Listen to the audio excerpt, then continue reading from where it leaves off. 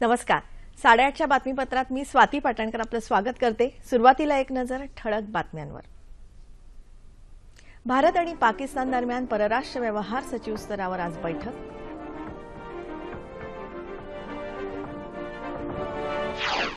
पश्चिम बंगालमध्ये विधानसभा निवडणुकीत चौथ्या टप्प्यात 78% जास्त मतदान. जाचाकाठी घालून डान्सबार बंद करण्याचा प्रयत्न करू नका, सर्वोच्च न्यायालयाने राज्य सरकारला खडसावलं. आगामी खरीप हंगामासाठी शेतकऱ्यांना बियाणं, पाणी, खतं, वीज यांची उपलब्धता करून द्या, एकनाथ खडसे. आणि देशभरात अनेक ठिकाणी उष्णतेची काहिली.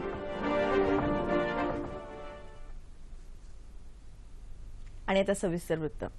भारत आणि पाकिस्तान दरम्यान आज नवी दिल्लीत परराष्ट्र व्यवहार सचिव स्तरावर बैठक होणार आहे. हार्ट ऑफ एशिया या परिषदेत सहभागी होण्यासाठी पाकिस्तानच्या परराष्ट्र सचिवांसह एक शिष्टमंडळ आज भारतात पोहोचत आहे. या परिषदेदरम्यान ही द्विपक्षीय चर्चा होईल. उभय राष्ट्रांमधला संवाद पुढच्या पायरीवर नेण्याबरोबरच पठाणकोट हल्ल्याबद्दलही या बैठकीत चर्चा होण्याची शक्यता आहे.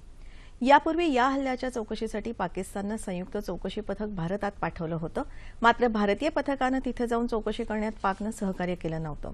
आजच्या बैठकीत मौलाना मसूद अझहरच्या मुद्द्यावरही चर्चा होण्याची शक्यता आहे. उत्तराखंडमधल्या राष्ट्रपती राजवटीच्या मुद्द्यावरून काल संसद अधिवेशनाच्या पहिल्या दिवशी वादळी चर्चा आणि आरोप प्रत्यारोप झाल्यानंतर दोन्ही सभागृहांचं कामकाज वारंवार तहकूब झालं.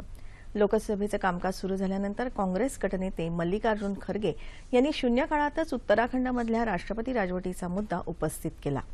जनतेनं निवडलेलं सरकार पाडण्याचा केंद्रातल्या भाजपा सरकारचा डाव आहे असा आरोप काँग्रेसनं केला.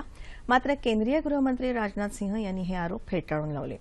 काँग्रेसमधली अंतर्गत परिस्थितीच उत्तराखंडमधल्या राजकीय अस्थिरतेसाठी जबाबदार आहे असं सिंह म्हणाले.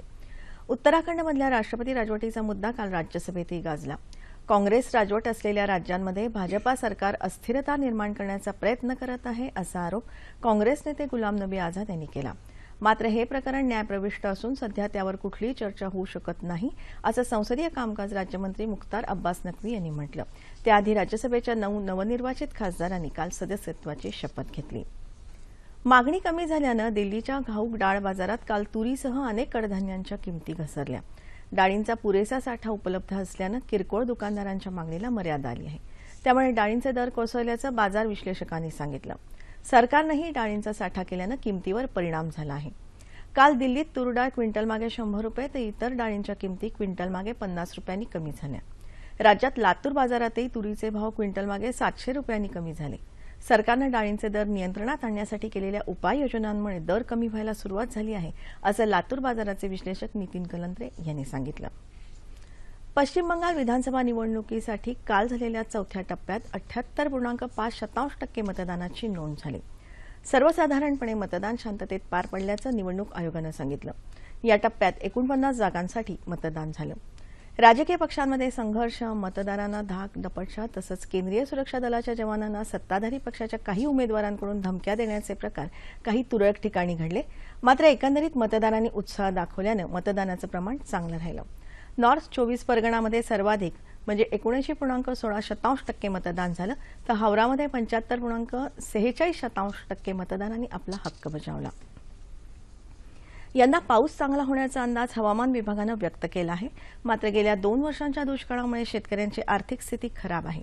तेव्हा या हंगामात त्यांना पेरणी करणं सुलभ व्हावं यासाठी बियाणं, खतं, आवश्यक तिथे पाणी आणि वीज यांची उपलब्धता करून सर्व सुविधा द्या असे निर्देश महसूल मंत्री एकनाथ खडसे यांनी काल जळगाव जिल्हा प्रशासनाला दिले.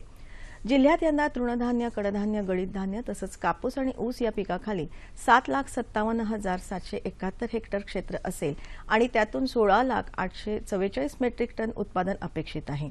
जळगाव जिल्ह्यात या हंगामात 20,60,420 कपाशी बियाण्यांच्या पाकिटांची आवश्यकता असून त्यांची 4,12,084 हेक्टर क्षेत्रावर लागवड होईल. त्यानुसार जिल्ह्यानं मागणी नोंदवली आहे. ज्वारी, बाजरी, मका, मूग, तूर, तीळ, सोयाबीन, सूर्यफूल, भुईमूग आणि कपाशी ही सर्व बियाणं एकूण 59,154 क्विंटल इतकी लागतील. खरीप हंगामात 3,47,300 मेट्रिक टन रासायनिक खतांचं नियोजन करण्यात आलं आहे अशी माहिती यावेळी देण्यात आली. जलयुक्त शिवार योजनेच्या कामांचाही यावेळी आढावा घेण्यात आला. त्यानंतर खडसे मार्गदर्शन करताना म्हणाले की यंदा हवामान अनुकूल असण्याचा अंदाज आहे। जिल्ह्यात पूर्व मशागतीची कामं पुढील महिन्यात आणि बागायती कपाशीची लागवड 15 मे पासून सुरू होईल। त्यासाठी शेतकऱ्यांना बियाणांची खतांची उपलब्धता करून द्यावी। यंदा केंद्राचं धोरण हे डाळवर्गीय आणि तेलबिया पिकांवर भर देण्याचं आहे। त्यानुसार तेल आणि डाळ पीक उत्पादकांना विविध मार्गांनी सवलत देण्याचं शासनाचं धोरण आहे। पीक कर्जाचं पुनर्गठन करताना 5 वर्षांची परतफेडीची मुदत शासनानं दिली आहे।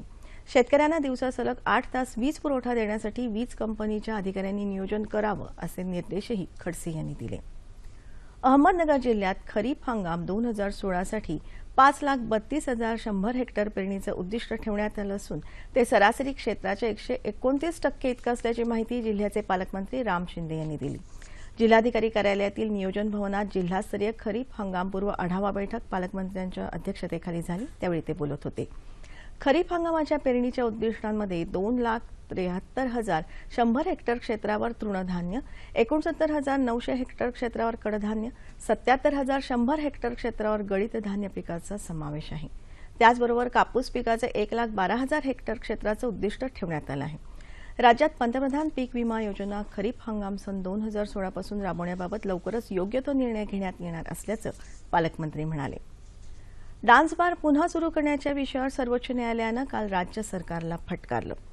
राज्य सरकारनं डान्स बारवर प्रतिबंध आणण्याचा प्रयत्न करू नये अशा शब्दात न्यायालयानं राज्य सरकारची कानउघडणी केली आहे। रस्त्यावर भीक मागून किंवा चुकीच्या मार्गाने पैसे कमवण्यापेक्षा एखाद्या महिलेनं डान्स बारमध्ये काम करणं हा तिचा घटनात्मक अधिकार असल्याचं सर्वोच्च न्यायालयानं म्हटलं आहे। पोलिसांकडून पडताळणी करून एका आठवड्यात डान्स बारचे परवाने द्यावेत आणि शाळा तसंच महाविद्यालयाच्या 1 किलोमीटरच्या कक्षेत डान्स बारना परवानगी देऊ नये ही अट राज्य सरकारनं काढून टाकावी असे निर्देश न्यायमूर्ती दीपक मिश्रा आणि न्यायमूर्ती शिवकीर्ती यांच्या पीठानं काल दिले। या अटींमध्ये बदल करण्याचं आश्वासन सरकारनं न्यायालयात दिलं। जलयुक्त शिवार अभियानाअंतर्गतची कामं ही समाजातल्या शेवटच्या घटकांपर्यंत नेणारी आहेत। गोरगरिबांच्या जीवनात स्थैर्य प्राप्त करून देणारं हे अभियान आहे। समाजात या कामामुळे विश्वास निर्माण होत असून महाराष्ट्रात हे काम चांगल्या पद्धतीनं सुरू आहे। जलपुनर्भरणाचं काम अधिक गतीनं केल्यास पुढील काळात राज्यातील जलयुक्त शिवार अभियान देशाचं आदर्श मॉडेल होईल असा विश्वास मॅक्सेसे पुरस्कार विजेते जलतज्ञ राजेंद्र सिंह राणा यांनी व्यक्त केलं। अमरावती विभागीय आयुक्त कार्यालयात रोहयो आणि जलसंधारण सचिव प्रभाकर देशमुख, मुख्यमंत्री सचिवालयाचे सचिव प्रवीण दराडे, मुख्यमंत्री ग्राम सडक योजनेचे सचिव नाईक यांच्यासह जलतज्ञ राजेंद्र सिंह राणा यांनी अमरावती विभागातल्या जलतज्ञ शिवार कामाचा आढावा घेतला, त्यावेळी ते बोलत होते।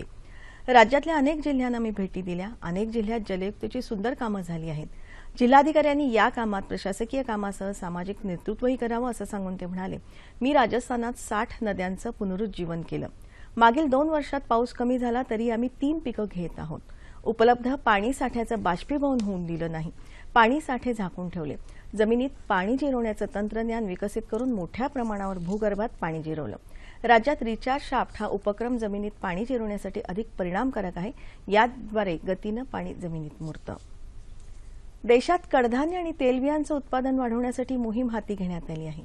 त्यादृष्टीने जळगाव जिल्ह्यात तूर लागवडीला असलेलं पोषक वातावरण पाहता 150 एकर जागेवर तूर संशोधन केंद्राला मान्यता देण्यात आल्याची घोषणा महसूल मंत्री एकनाथ खडसे यांनी जळगावमध्ये केली। शेतकऱ्यांना ऑनलाईन शेतमालाची विक्री, अवजारं, बी बियाणं, खतं, कीटकनाशकांची खरेदी करता यावी यासाठी जिल्हा प्रशासनानं तयार केलेल्या खानदेश कृषी सुविधा या पोर्टलचं उद्घाटनही खडसे यांच्या हस्ते झालं। शेतमालावरील प्रक्रियेबाबत बोलताना ते म्हणाले की कृषी उत्पन्न बाजार समित्यांनी शेतमालावर प्रक्रिया प्रकल्प उभारण्यासाठी प्रस्ताव तयार करावेत।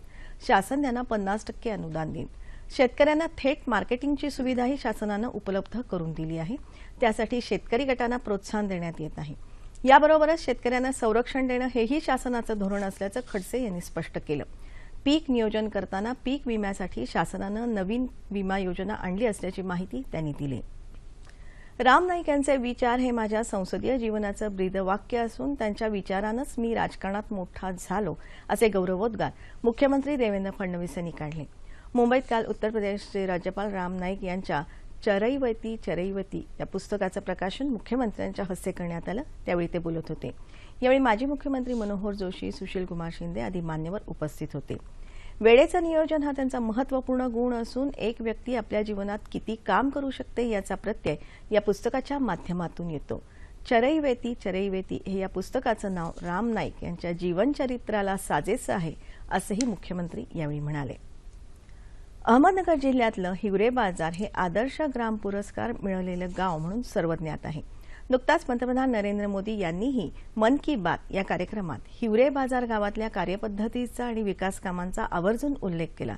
त्यामुळे या गावाचा आदर्श सर्वांनीच ठेवायला हवा. पाहूयात त्याविषयीचा वृत्तांत.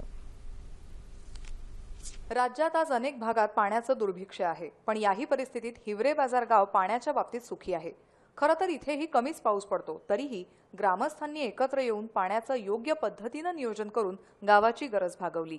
या गावात एकही कुटुंब दारिद्र्य रेषेखाली नाही. प्रत्येक घरात शौचालय बांधलेलं आहे. स्वच्छतेच्या बाबतीतही इथल्या ग्रामस्थांचा कोणी हात धरू शकणार नाही, इतका ठाम विश्वास सरपंच पोपटराव पवार यांनी व्यक्त केलाय. हिवरे बाजारची पंचायत आणि हिवरे बाजारच्या ग्रामस्थांनी ज्या पद्धतीने नियोजनाने काम केलं, हे या देशाच्या 2,47,000 पंचायती आणि 6,39,000 गावापर्यंत जर गेलं तर आपला देश एक आनंददायी आणि पाणीदार देश होईल. गावाची लोकसंख्या 1,500च्या घरातली. या गावातल्या महिला अत्यंत काटकसरीनं व्यवहार करतात. घरटी प्रत्येक महिला दरमहा 75 रुपये जमा करते आणि त्याचा सदुपयोग पाण्याच्या पाईपलाईन दुरुस्तीसाठी केला जातो. शिवाय दिवसातून एक वेळ पाणी भरण्याचाही निर्णय त्यांनी एकमतानं घेतला आहे. तसंच जास्त पाणी लागणारी पीकही ते घेत नाहीत. एकजुटीनं ध्यास घेऊन संकल्प केला तर काहीही अशक्य नाही, हेच या गावानं दाखवून दिलं आहे. दिल्लीतल्या जवाहरलाल नेहरू विद्यापीठात दहशतवादी अफजल गुरुच्या समर्थनार्थ आयोजित कार्यक्रमाप्रकरणी विद्यार्थी सेनेचा अध्यक्ष कन्हैया कुमारला 10,000 रुपयांचा दंड ठोठावण्यात आला आहे, तर उमर खालिदला एका सत्रासाठी तसंच अनिर्बान भट्टाचार्यला पुढच्या 5 वर्षांसाठी विद्यापीठातून निलंबित करण्यात आलं आहे. उमर खालिदला 20,000 रुपयांचा दंडही ठोठावण्यात आला आहे. 9 फेब्रुवारीला विद्यापीठ परिसरात अफजल गुरुच्या समर्थनार्थ आयोजित कार्यक्रमाच्या पार्श्वभूमीवर कन्हैया कुमार आणि उमर खालिद यांच्यावर देशद्रोहाचा गुन्हा दाखल करण्यात आला होता. या प्रकरणी जवाहरलाल नेहरू विद्यापीठानं अंतर्गत चौकशी समिती नेमली होती. या समितीनं ही कारवाई केली आहे.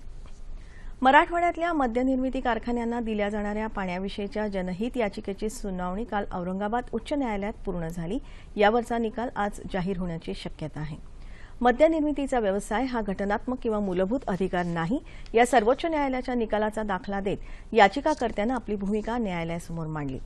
मराठवाड्यातल्या दुष्काळाच्या पार्श्वभूमीवर पिण्याच्या पाण्यात 50 ते 90% कपात करण्यात आली असून मद्य कंपन्यांना 100% पाणी कपात केली पाहिजे, असा युक्तिवाद याचिकाकर्त्यांनी केला. प्रथम पिण्यासाठी, नंतर शेती आणि शेवटी उद्योगधंद्यांना हा पाणी वाटपाचा क्रम मराठवाड्यात धाब्यावर बसवला जात असल्याचं याचिकाकर्त्यांनी सांगितलं. यावर राज्य सरकारने न्यायालयासमोर आपली भूमिका मांडली. सद्यस्थितीत शेतीला पाणी दिलं जात नसलं तरी रोजगार हमी योजनेद्वारे कामं दिली जातात. तसंच उद्योगधंद्यांचं पाणी पूर्णपणे बंद केलं तर बेरोजगारी वाढू शकते, असं सरकारनं सांगितलं. एसबीआयसह 17 बँकांचं 9,000 कोटी रुपयांचं कर्ज घेऊन फरार झालेल्या विजय मल्ल्याच्या खटल्याची आज सर्वोच्च न्यायालयात सुनावणी होणार आहे. मल्ल्याला देशात परत आणण्याबद्दलही न्यायालयात सुनावणी होईल. राजनैतिक पारपत्राच्या आधारे मल्ल्या 2 मार्चला देशाबाहेर गेला. दरम्यान राज्यसभेच्या आचारसमितीनं विजय मल्ल्याची खासदारकी रद्द करण्याची शिफारस करण्याचा निर्णय घेतला आहे. कर्नाटकमधून अपक्ष खासदार म्हणून मल्ल्याची राज्यसभेवर निवड झाली होती. पैशाची अफरातफर केल्याचा आणि बँकांचे कर्ज बुडवल्याचा आरोप त्याच्यावर ठेवण्यात आला असून त्याला स्पष्टीकरणासाठी 1 आठवड्याची मुदत देण्यात आली आहे. याबद्दलचा अंतिम निर्णय 3 मे रोजी होईल, असं समितीचे अध्यक्ष डॉ. करण सिंग यांनी सांगितलं.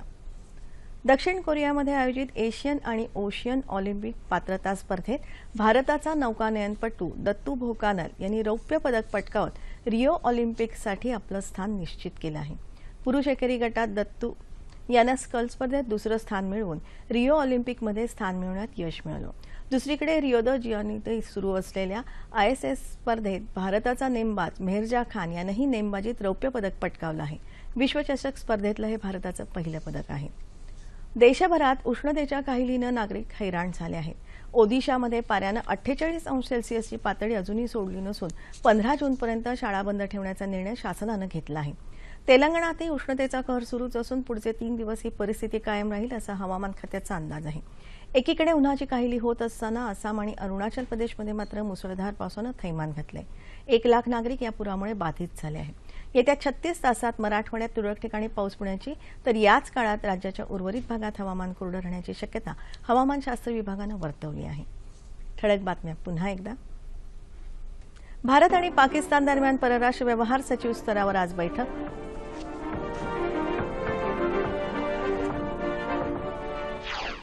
पश्चिम बंगालमध्ये विधानसभा निवडणुकीत चौथ्या टप्प्यात 78% जास्त मतदान.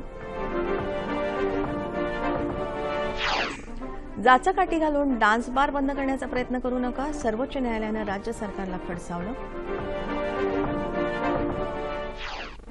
आगामी खरीप हंगामासाठी शेतकऱ्यांना बियाणं, पाणी, खतं, वीज यांची उपलब्धता करून द्या, एकनाथ खडसे. आणि देशभरात अनेक ठिकाणी उष्णतेची काहिली.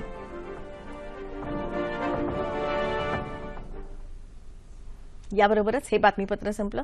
पुन्हा भेटूया दुपारी 2:30 वाजता सह्याद्री वाहिनीवर. नमस्कार.